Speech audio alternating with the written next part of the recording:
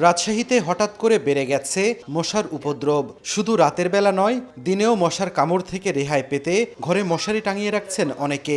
মশা তাড়াতে coil, aerosol ও electric bat ব্যবহার করেও মিলছে না প্রতিকার। মাসখানেক আগে ঘটা করে মশক নিধনে ঝোপঝাড় ও ময়লা আবর্জনা পরিষ্কার পরিচ্ছন্ন কার্যক্রমের উদ্বোধন করেন ভূমিমন্ত্রী মিজানুর রহমান মিনু ও রাজশাহী সিটি কর্পোরেশনের প্রশাসক মাহফুজুর রহমান রিটন। মশার লার্ভা ধ্বংসে জমাটবদ্ধ ড্রেনগুলোতে লার্ভিসাইড ও অ্যাডাল্টিসাইড কীটনাশক প্রয়োগ করা হয়। ফগার মেশিন দিয়েও বিভিন্ন ওয়ার্ডে চালানো হয় মশক নিধন কার্যক্রম। নগরবাসীর অভিযোগ, কাজের গতি কমে যাওয়ায় আবারও বেড়েছে মশার উপদ্রব। মশারি টাঙানোর পরেও তারপর আপনার ব্যাট ব্যবহার করি, কি কয়েল জ্বালাই, তারপরে মশা কমে না। মশার উপদ্রব আগে যাচ্ছিল, এখন দিন দিন বৃদ্ধি পেয়েছে। বিষ দিতে আসে, ওখান থেকে ওদিক থেকে একটু দিয়ে চলে গেছে, আমাদের দিকে আসেইনি। মশার কারণে আমরা রাত্রে ঘুমাতে পারি না। জানালা মনে করেন যে খোলা রাখি বা বন্ধ রাখি, মশা থাকছে।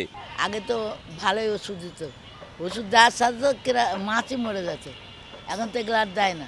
সিটি কর্পোরেশনের প্রধান পরিচ্ছন্ন কর্মকর্তা বলেন, মশার প্রজনন মৌসুম হওয়ায় জনসাধারণের ভোগান্তি বেড়েছে দ্বিগুণ। মশা উৎপন্ন হওয়ার জন্য এটা হলো সবচেয়ে বেস্ট সময় মশার কি বলবো যে প্রজনন মৌসুম বা এটার বংশবৃদ্ধির জন্য, যে 28 থেকে 32 ডিগ্রি টেম্পারেচার থাকে, যেটার জন্য মশার জন্য খুব ভালো হয়। তো এটা প্রতি বছরই এটা থাকে। সেটা হলো আমরা চেষ্টা করি, সেটা হলো আমরা লার্ভিসাইড দিয়েই মেনলি ডিম ধ্বংস করারই চেষ্টা করি। সেই সাথে আমরা ফগার মেশিন দিয়ে কিছু নিয়ন্ত্রণ করার চেষ্টা করি দোয়া দিয়ে। জনদুর্ভোগের কথা স্বীকার করে দ্রুত কার্যকর পদক্ষেপ নেয়ার আশ্বাস সিটি প্রশাসকের।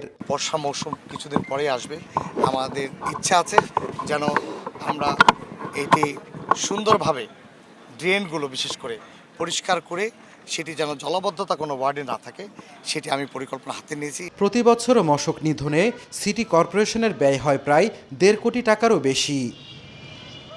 সাইফুর রহমান রকি, সময় সংবাদ, রাজশাহী।